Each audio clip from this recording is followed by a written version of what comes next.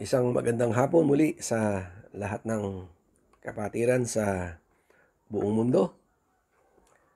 At minsan pa tayo po ay dadako sa pag-aaral ng salita ng Diyos at maging sa pananalangin. Habang naghihintay po tayo sa mga kapatiran natin, ay shout out sa lahat ng mga kapatiran sa North America, sa Europe, sa Australia, sa Middle East, yung mga kapatiran natin dyan sa Saudi Arabia, sa Qatar, sa UAE, ganun din sa Singapore, sa Japan, may mga kapatira sa Hong Kong at and of course sa Pilipinas. Shout out sa lahat ng mga taga Christ Gapan sa pangunguna po ng ating Pastora Sarah Lynn at yung mga taga BPC, yung mga leaders at members, and of course sa main sa pangunguna ng ating Senior Pastor Tom Martin, at nandiyan din sila Pastor Ray at yung pamilya, pati asawa, si Pastora Shirley, si Pastora Carla, at shout out din kay Pastor Perna na nanonood ngayon sa online sa Saudi Arabia. At salamat din sa lahat ng mga Gen X members and leaders, SIAM, and of course lahat ng mga co-workers ng Christ Isang magandang hapon sa lahat. Sa oras pong ito, nais kong tunghayan po natin yung Hebrews chapter 4 verse 10 and 11. Simula na po tayo. He who has entered his rest has himself also ceased from his work as God did from his. Let us therefore be diligent to enter that rest. Tayo muna ay panandali ang manalangin. Aming Diyos na dakila at makapangyarihan sa lahat, salamat po na sa oras na ito kami minsan pandumudulog sa imbal na trono. Salamat sa karunungan at kaalaman at sa bukas na isipan ng bawat isa upang aming mapag-aralan ay may mga bagay kaming matutunan. Salamat po sa iyong pagtuturo. Sa pangalan ni Jesus aming dalangin. Amen.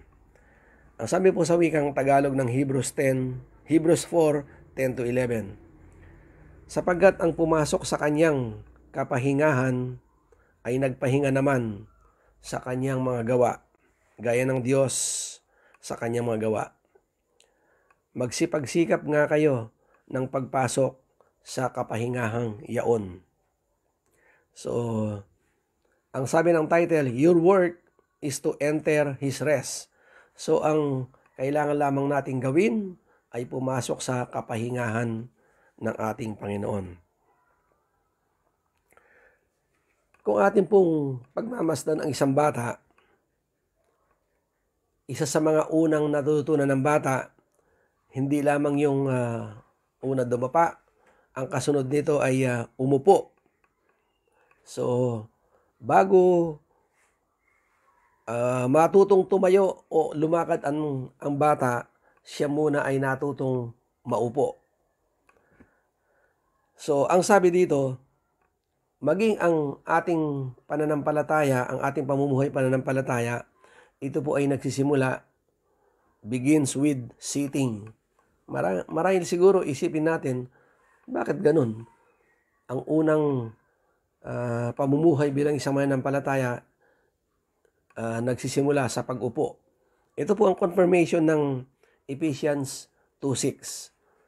Pinapatunayan po na, ang sabi dito, God raised us up together and made us sit together in the heavenly places in Christ Jesus.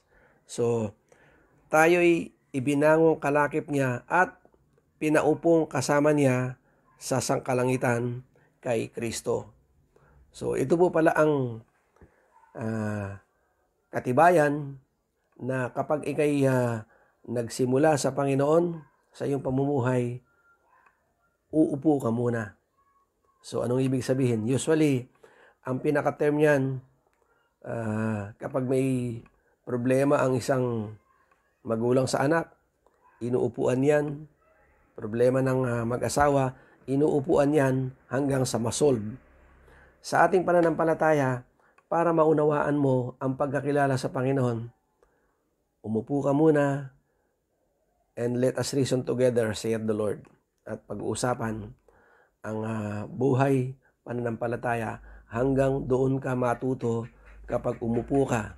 So, hindi naman physically uupo, kundi give God the time to meditate, to study His Word, at doon mo masusumpungan ang paglalim ng pagkakilala sa ating Panginoon.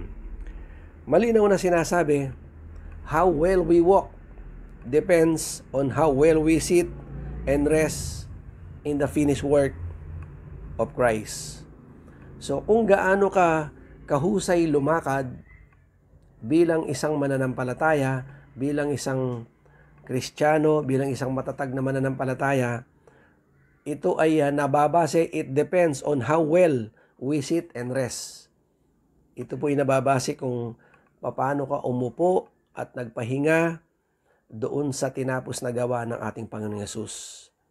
Ibig sabihin, kaya ka nakakalakad ng may katapangan, nakakalakad na may pananagumpay, sapagkat una kang umupo, nagpahinga sa presensya ng Panginoon, at iyong pinagbulay-bulay, pinag-isipan yung lahat ng tinapos niyang gawa doon sa krus ng Kalbaryo. Kung paano kanya niligtas, kung paano niya pinatunayan ang pag-ibig niya sa iyo. At nung makita mo na napakaganda ng ginawa ng Diyos sa iyo at sa ating lahat, doon ka na tumayo, lumakad na may pananagumpay. So ito po yung ibig sabihin ng sitting and resting.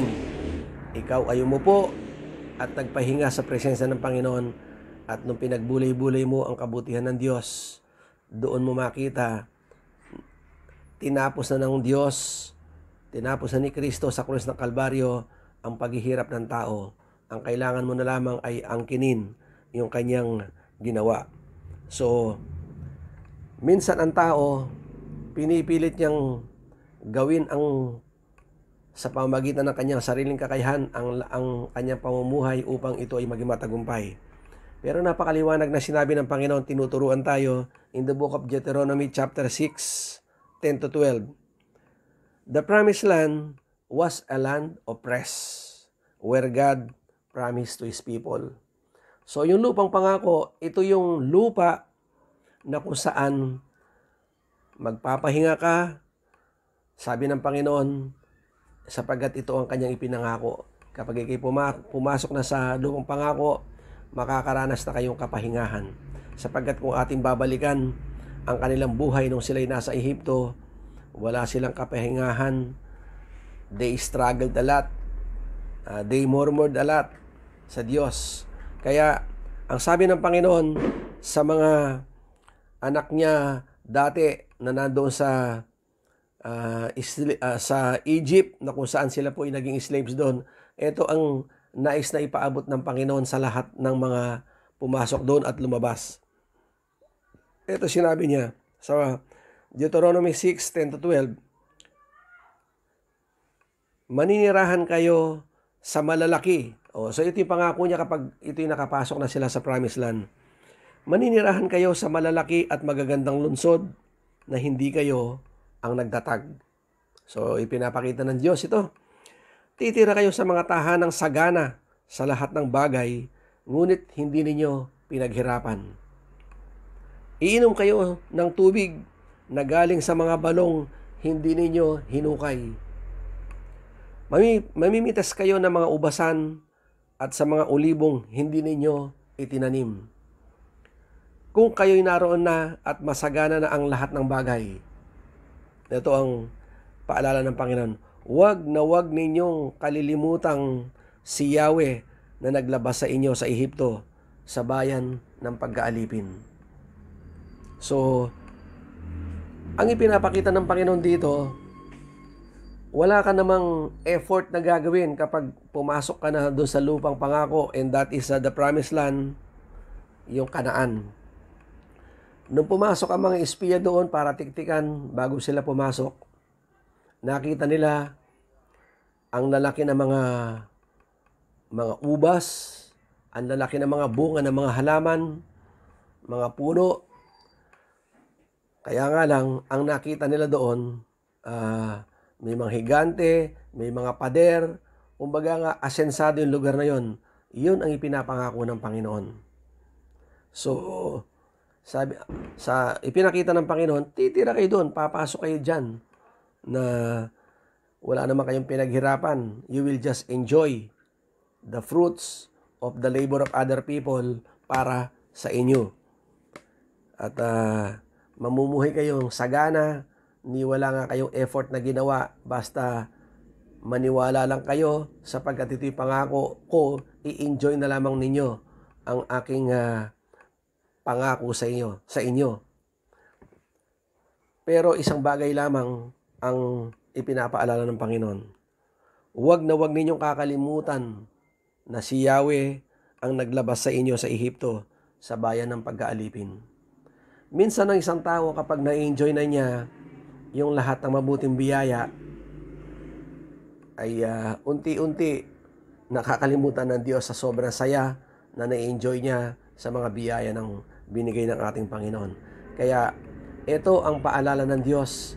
Kapag ikay pinagpapala na, kapag nararanasan mo ang kabutihan ng Panginoon, alalahanin mo naman ako, ang sabi ng Diyos. Minsan kapag ang tao nasa gitna ng pagsubok, itinawid siya ng Panginoon. Minsan nga nangangako pa, nung siya nasa gitna ng pagsubok, Panginoon, bigyan lamang ninyo ako ng isa pang pagkakataon. Aayusin ko na ang buhay ko. Pero ang Diyos ay napakabuti at narinig ang panalangin ng kanyang anak. Pinagpala siya, itinawid siya sa kanyang problema. Nung na-enjoy na niya yung mabuting bagay na ang Diyos din naman ang siyang nagpapala, unti-unti yung kanyang pangako ay napapako. Unti-unti nang tinatamad, nawawala sa gawain ng Panginoon. Pero nung iiyak-iyak pa nga siya, magkaroon ako na isa pang pagkakataon, bumalik sa Panginoon, aayusin ko na yung buhay ko. Diretso na. Pero ito yung paalala ng Panginoon, huwag na huwag ninyong kakalimutan na si Yahweh ang naglabas sa inyo sa Ehipto. Huwag nawa natin kalimutan na ang Diyos ang siyang nagtatawid sa atin sa lahat ng ating mga problema. So bakit kailangan nating manghinawa sa pagpapasalamat, pagpapatuloy ng paglingkod sa ating Panginoon? So, dumating din sila sa punto na nung sila ay nasa wilderness, they spent their time sa lugar na yun. Ang sabi nga, within 11 days journey, they could reach Canaan, the promised land. Pero sila ay nagpawardi-wardi, kaya inabot sila ng 40 years in the wilderness. God's people wandered in the wilderness because sa loob ng 40 taon, sila ay nagpaikot-ikot sa disyerto dahil, number 1, they refused to believe that God had given them a land where everything had been prepared. Para bang ayaw nilang maniwala, mga anak, ipinapangako ko sa inyo ang lupang pangako, Canaan's land. You will just enjoy the fruit of other people na siyang nagtrabaho doon. Kakain kayo ng mga prutas na hindi naman nyo tinanim. Titira kayo sa mga tahanan na hindi naman kayo ang nagtayo. Iinom kayo sa balon na hindi naman kayo humukay. So anong pinapakita dito? Inihanda na ng Diyos ang lahat ng mga bagay. So ano ang kailangan mo lamang? Maniwala ka na lamang. Kaya lang, parang hindi sila makapaniwala na dadalhin sila ng Panginoon doon sa lupa na yon, ang lahat ay nakahanda. So, after 40 years at saka pa lang nila napatunayan, pagpasok nila doon, napaka ganda pala ng lugar. So, doon pa sila napahiya. Kinailangan pa namin umabot ng 40 years at saka pa lang kami maniwala samantalang 11 days journey lang, nandun na sila sa lupang pangako. Ang tao kaya hindi nag-grow sa kanyang pananampalataya, kulang ang kanyang pag-angkin ng pananampalataya, tayuan, paniwalaan ang sinasabi ng Panginoon. Matagal bago makumbinsi sa kabutihan ng Panginoon. Kaya nagtatagal, hindi nagmamature ng mga mananampalataya. Inaabot ng 10, 15, 20 years, 30 years. Lagi pa rin nagdududa sa Panginoon. Naway matuto tayong magtiwala, ipagkatiwala. Napakaganda ng pangako ng Panginoon. Maniwala ka lamang, mapapasa inyo yun. Another thing,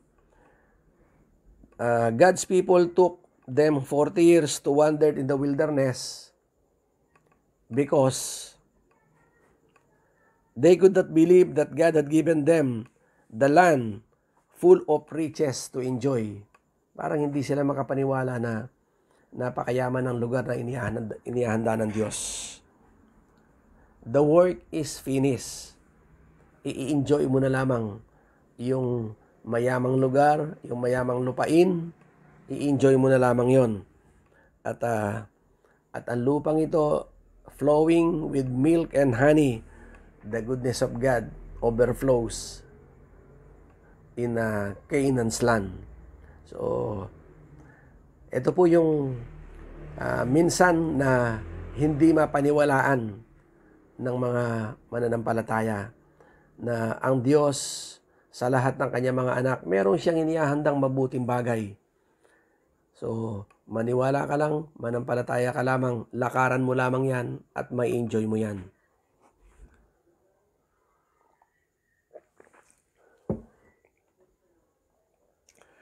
Today, there are believers who still cannot believe that the work of Jesus is truly complete and finished. Marami pa rin mga mananampalataya ngayon na hindi makapaniwala na yung trabaho ng ating Panginoon ay kompleto na, ito ay tapos na. Minsan, they are trying to complete a completed work. They are trying to finish a finished work. And they are trying to defeat a defeated devil. Ano po yung example nung trying to complete a completed work? Katulad nung pagkapako sa krus ng ating Panginoon na dineklara doon, it is finished. Tapos na ang kaligtasan mo, tinubos na ang iyong mga kasalanan, pinawi na ang lahat ng mga sakit at karamdaman, kailangan mo lamang maniwala. Pero maraming tao na hindi naniniwala doon. So, dinadagdagan nila. Tinatrabaho nila. So, para maramdaman nila na sila'y mapatawad, lalong-lalo na sa lugar ng Pampanga, during Holy Week, sila yung nagpapasan ng krus, kailangan pa silang paluin ang kanyang katawan na pakiramdam nila kapag dumudugo ang katawan ay napatawad na kailang mga kasalanan. Ito yung tinatawag na they are trying to complete a completed work. Tapos na yun eh. Ang kailangan mo na lamang, hindi mo na kailangan magpakahirap. Ang kailangan mo lamang, Panginoon, salamat sa pagpapatawad ng kasalanan. Salamat sa iyong dakilang katapatan. Ganun lamang ang kailangan ng Diyos. Yung tinatawag na repentance. Hindi lang yung repentance, minsan nagiging remorse lang. Parang, I am sorry for all my sins. Parang sorry. In the light of grace, sa ating kapanahunan ngayon, yung word na repentance, it is a change of mind. Baguhin mo na yung pag-iisip mo for the better. Ang sabi ko nga sa mga taga-Pansinaw, ang pinag-uusapan dito, hindi naman bilang isang mananampalataya, hindi yung good at saka yung bad. Kasi alam na natin yung bad. So bad yon, hindi maganda yon. Ang pinag-uusapan na lang sa paglingkod ngayon, are you giving a good service or your best service to the Lord? Good and best na lang ang dalawang bagay na paglilingkod na lang sa Panginoon. If you are giving good service or your best service, dalawa na lamang. Sapagkat yung bad, good and bad, yung bad, itinatakwil na natin yan. Idinideklara natin na hindi natin na ipamumuhay ang buhay makasalanan, bagkus yung pagbibigay na lamang ng mahusay at pinakamahusay na paglilingkod sa Panginoon sa ilalim ng kanyang biyaya. Kasi sa ngayon, maraming mga mananampalataya, marami pa ring naglilingkod, nagtatrabaho sa pamamagitan ng kanilang sariling kakayahan. Gusto nilang ma-please ang Lord sa pamamagitan ng kanilang sariling kakayahan. Gusto nilang mahalin ng gusto ang Panginoon. Actually, ang pagmamahal sa Panginoon, una na tayong inibig, kaya response na lamang ang pag-ibig natin sa Panginoon. Niligtas na tayo ng Panginoon, kaya ipinaglilingkod lamang natin ang buhay natin. Response na lamang ang ginagawa natin. Sapagkat niligtas na tayo, kaya ipinaglilingkod na lang natin ang buhay natin. Hindi yung maglilingkod ka para maligtas. So, hindi po ganon. Kaya, ang sabi dito, God wants us to stop trying. Instead, start trusting in His love for us. Huminto na tayo for trying our best.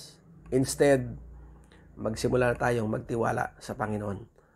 Ipagkatiwala. Hindi naman ibig sabihin, kapag pinagkatiwala mo, nagtiwala ka naman ng palataya, hindi ka nagagawa. Hindi po ganun literal ang ibig sabihin. Habang ikay gumagawa, meron kang pananampalataya na sasamahan ka ng Panginoon. Hindi yung magtatrabaho ka sa magitan ng sarili mong pagsikap para malugod natin ang Panginoon. Actually, nalugod na ang Diyos sa atin. Kaya ang lahat ng ginagawa natin, God is already pleased with us. So, He wants us to stop working and struggling. Let us start resting. Umupo tayo kung ano man ang mga struggle natin. Sit down and rest. At ipagkatiwala sa Diyos ang lahat ng ating mga alalahanin upang magkaroon tayo ng pananagumpay. Start believing in His grace towards us. Pagpatuloy natin yung pagtitiwala natin sa ilalim ng biyaya ng Panginoon na hindi ka karapat-dapat pero ginawa kang karapat-dapat ng Diyos. Ito po yung magandang bagay. Kahit na marami kang kahinaan, marami kang mga pagkukulang, doon mo madadama ang pag-ibig ng Diyos sa ating kahinaan. At pinipilit natin lumapit sa Panginoon sa pamagitan ng ating sariling kakayahan. Magpasalamat tayo, Panginoon. Salamat sa inyong mayamang biyaya. Bagaman kapag tinignan ko sarili ko, napakadami kong mga pagkukulang, and yet, sabi nga, huwag tayo mag-guilty sa mga pagkukulang natin, bagkus ma-inspire tayo, manabik tayo, mauhaw tayo, upang sa ganun ay lalo pa nating maramdaman at maranasan ang kabutihan at ang biyaya at pag-ibig ng ating Panginoon. So, the only work left for us, ang naiiwan na trabaho para sa atin lang sa mga panahon na ito, is to enter His rest. Kung nag-i-struggle ka sa pamumuhay mo, kailan ba ako aangat dito sa kalagayan? Kailan ba ako magtatagumpay sa aking sitwasyon? Start entering His rest. Pumasok tayo sa kanyang kapahingahan, isuko, ipagkatiwala ang lahat ng ating alalahanin at mararanasan natin ang kapahingahan. At itatayo tayo, sasamahan tayo ng ating Panginoon. So, we are to rest inwardly and believe that the work is done. Magtiwala tayo, ang trabahong ito ay tinapos ng Panginoon because it is a finished work. Sapagkat ito'y tapos na. At magtiwala na lamang tayo dun sa grace, that is undeserved favor of God with us. Yung mayamang biyaya ng ating Panginoon. We are to rest in Jesus, our true ark.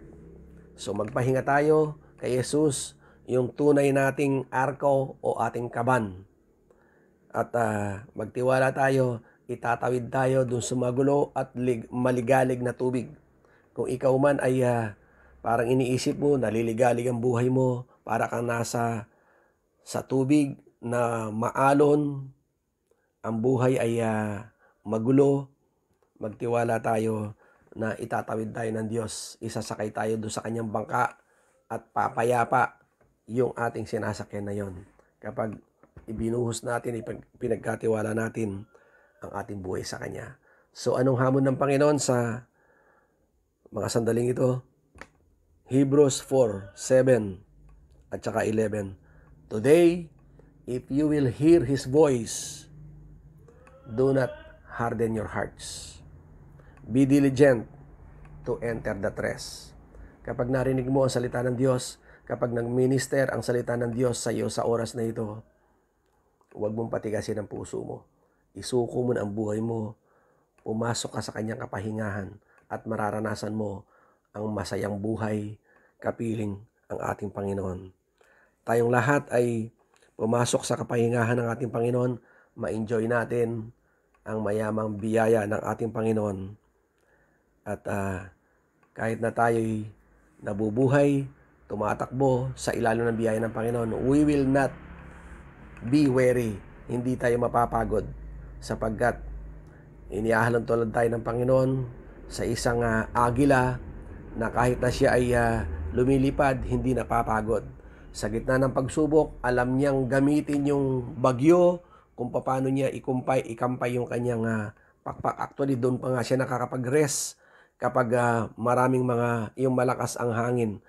Ano ka matatag na lumalakad ngayon sa ilalim ng biyaya, ito ay dahil lamang kung paano ka naging mahusay, umupo at magpahinga doon sa tinapos na gawa ng ating Panginoong Yesus.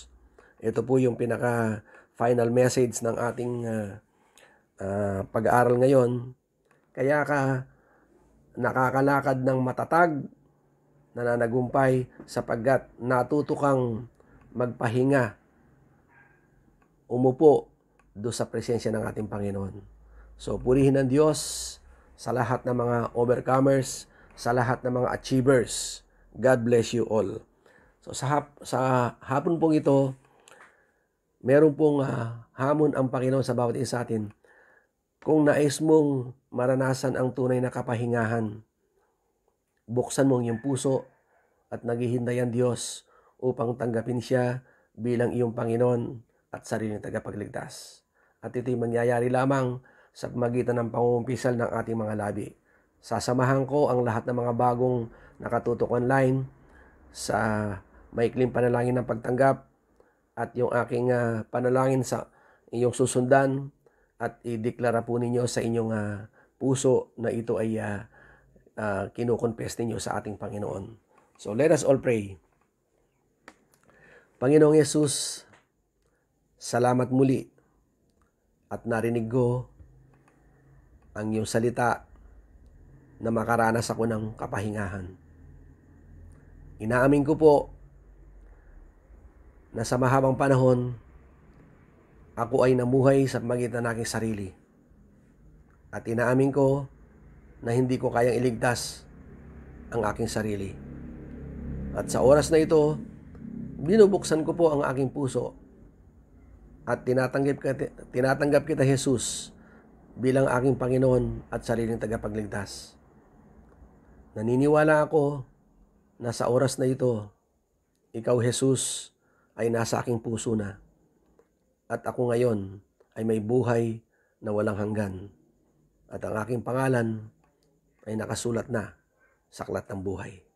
Salamat po sa pag-ibig at sa iyong ginawa sa krus ng Kalbaryo. Pinupuri ko kayo at pinapasalamatan sa pangalan ni Jesus. Amen. Nais ko pong ipanalangin ang lahat ng mga tumanggap. Panginoon, salamat minsan pa na ang iyong salita ay hindi po masasayang.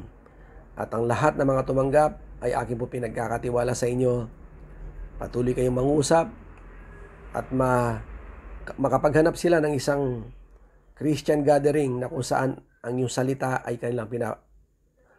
kanilang pinapangaral doon sa simbahan na kailang makita. Patuloy po niyong ingatan at subaybayan ang lahat ng mga tumanggap.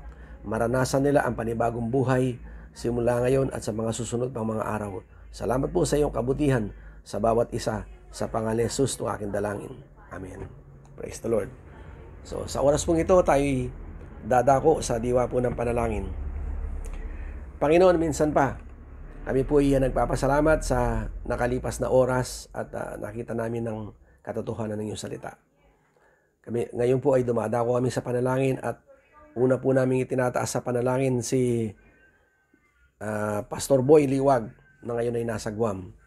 At nakabalita kami na nagkaroon po siya ng appendicitis at siya po ay nag-undergo ng operasyon. Kung siya man ay sa ngayon ay kasalukuyang nasa operasyon, patuloy namin idinadalangin ang iyong mayamang biyaya, patuloy na hawakan ng mga doktor na siyang mag-aasikaso at umaasa kami, O Diyos, na yung pain ay kanyang ma-overcome at higit sa lahat, umaasa kami na yung healing ay tunay na mangyari sa mabilis na kaparaanan, Panginoon. Salamat sa lahat ng ginagamit mo yung mga doktor, yung mga nurses, yung lahat ng mga staff, medical staff na siyang nag-aasikaso, maibigay ang best na treatment para sa kanya. At salamat, O Diyos, tunay na magiging maganda ang resulta ng kanyang operasyon, magiging mabilis ang kanyang paggaling. Salamat din, O Diyos, sa kanyang may bahay na si Pastora Divine Liwag, ang kanyang tulong suporta, maging ang kanyang manugang at anak ay nandun upang magkatulungan sila. Continue to bless them, encourage them, at muli siyang manumbalik kanyang dating lakas upang muli siyang makapagtrabaho, Panginoon. Salamat po sa kanyang buhay. Ganon din si Tatang Resty. Patuloy po namin itinataas ang kanyang kalusugan. Salamat sapagkat alam namin, O Diyos, hawak mo kanyang buhay at umaasa kami na mahaba pang buhay niyong ipa-enjoy para sa kanya. At alam namin, Panginoon, isa siyang biyaya at pagpapala, alamat sa iyong gawain na nakita po namin na isa siyang modelo na natiling tapat simula pa noong for so many years hanggang sa mga panahon ito ay naging kasama po namin sa iyong gawain. Pagpalain mo ang kanyang buhay, maging ang kanyang buong pamilya, iyong tulong at suporta ay kanilang maipagkaloob. Ganon din po, Diyos, kay Sister D. Bilacap, pasasalamat ang kanyang alay sa inyo sapagkat naging mabuti kayo sa kanya na pakiramdam niya dati, wala siyang sakit, walang karamdaman, subalit nagkaroon po ng isang kaparaanan upang malaman na meron palang konting problema. Subalit nung matapos yung kanyang operasyon, O Diyos, ay yung biopsy ay naging favorable ang result at nasabi ng doktor na hindi na cancerous yung nakuha nilang specimen na kanilang in-examine, Panginoon. Salamat sa kanyang buhay, Panginoon. Patuloy mo siyang gamitin. Lumawak pa ang kanyang kaalaman. Lumalim pa ang kanyang pananampalataya. Siya at ang kanyang buong pamilya magamit pa maitili sa iyo pong gawain. Salamat for this precious leader na kaantabay po namin sa Pansinaw, Panginoon. Patuloy mo siyang bigyan ng mabilis na kagalingan upang makapanumbalik ang kanyang paglingkod sa Pansinaw, Panginoon. Salamat po, O Diyos, sa buong pamilyang ito. Ganon din si Lydia Lalu, Maury, Marilyn Mangalus at Lyndon Calaw. Ito po yung mabuting testimony na ipinakita po ninyo sa Christ Ambassador na kung saan naranasan ng mga taong ito ang iyong kabutihan at iyong kadakilaan at namumuhay na sila ng normal, Panginoon, ngayon sa ilalim po ng iyong biyaya. Si Sister Lydia Lumaurin, patuloy po namin dinideclare, O God, kung paano ang ginawa mo kay Marilyn Mangalus at Lyndon Calaw. Ganun din pong inaasahan po namin buhay, kalusugan at kalakasan inyo po idantay para sa kanya. Salamat, O Diyos. Matuto siyang umasa, magtiwala at manampalataya sa inyo. Hawak mo ang kanyang buhay. Binabantayan po namin sa diwa po ng panalangin. Kaya't nakatitiyak kami ng kanyang buhay, O Diyos, ay patuloy na hahaba pa hanggang sa ipaglingkod niya ang kanyang buhay para sa inyo, Panginoon. Salamat po, O Diyos. Kayo ang siyang magkakalob ng lahat ng kanyang pangailangan. Hindi mo siya pagkukulangin ng mabuting bagay. Magbibigay kayo ng maraming favor para sa kanya upang makita niya mismo that there is a God na siyang umaantabay sa kanya. Lahat ng mga favor ay kanyang maranasan, Panginoon. Ganon din si Brother Manny Martin. Salamat po, Panginoon, sa patuloy mong pag-iingat, patnubay sa aming kapatid na ito. O Diyos, yung kanyang polyps ay patuloy po naming pinapasalamatan na ito ay sa magitan ng mga gamot, magiging mabilis ang kanyang paghilom, Panginoon. At loobin mo na hindi na siya dumating sa operasyon, Panginoon. At sa gamot lamang ay tunay na gagaling na siya, Panginoon. Pinagsasama-sama po namin ang pananampalataya at makatiyak kami na siya ay pagagalingin mo sa pamagitan ng mga gamot lamang, Panginoon. Ganon din si Kuya Alex sa Soliman. Nag-undergo po siya ng mga medical test, mga various laboratory tests.